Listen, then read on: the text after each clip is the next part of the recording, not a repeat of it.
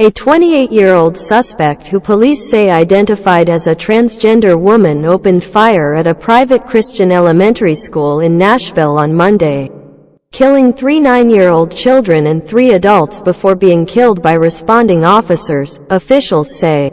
The slain children were identified by police as Evelyn Deekhouse, Hallie Scruggs and William Kinney, all aged 9. The adults were Cynthia Peak, a 61-year-old substitute teacher, Mike Hill, a 61-year-old custodian, and 60-year-old head of the school Catherine Kuntz. Police identified the shooter as Audrey Elizabeth Hale, who was from the Nashville area and was once a student at the school. The shooting at the Covenant School began shortly after 10 a.m. when police responded to a call about an active shooter at the school for preschool through 6th grade students.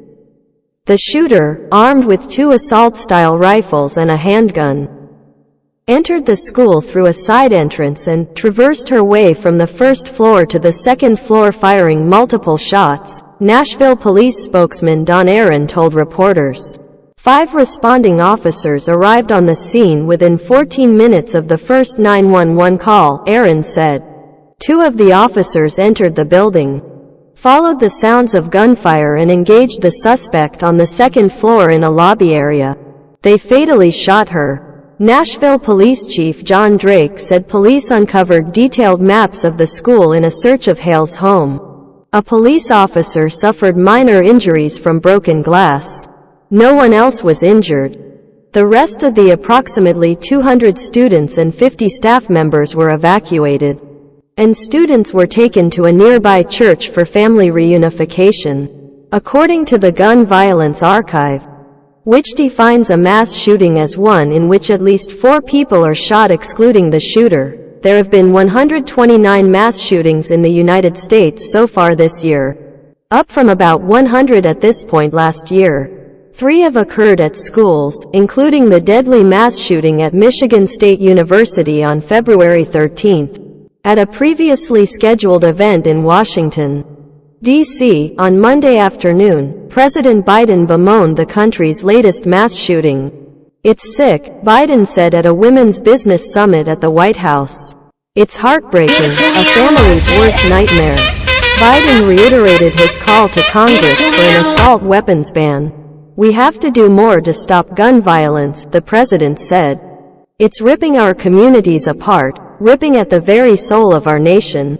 And we have to do more to protect our schools." White House Press Secretary Karine Jean-Pierre also addressed the tragedy at the daily press briefing.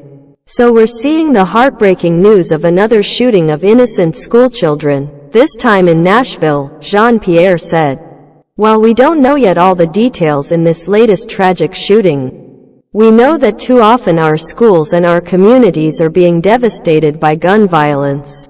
Schools should be safe spaces for our kids to grow and learn and for our educators to teach," Jean-Pierre said. At an event earlier in the day, First Lady Jill Biden, an educator herself, informed attendees about the shooting. "I am truly without words," Jill Biden said. "And our children deserve better."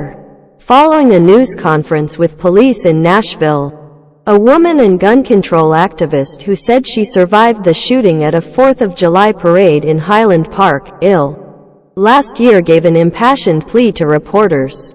"Aren't you guys tired of being here and having to cover all of these mass shootings?" Ashby Beasley said, according to USA Today. "I'm from Highland Park, My son and I survived a mass shooting over the summer. I am in Tennessee on a family vacation, with my son, visiting my sister-in-law." Beasley said she has been lobbying lawmakers in Washington, D.C., since the Highland Park massacre. "How is this still happening? How are our children still dying and why are we failing them?" Beasley added, "You're not sick of it? We have to do something." While mass shootings have become an increasingly common occurrence in the United States, the perpetrators of such attacks are rarely female.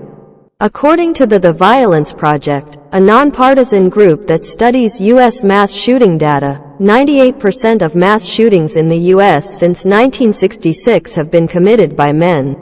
There are a variety of theories on why women make up such a small subset of mass shooters in the U.S. Men just are generally more violent. Gillian Peterson, a forensic psychologist and president of the Violence Project, told NPR in 2021. Peterson noted that mass shooters are also disproportionately white, and they often study the perpetrators that came before them. Other research suggests that women aren't necessarily nonviolent, but they are much less likely than men to engage in gun violence targeting strangers in a public setting.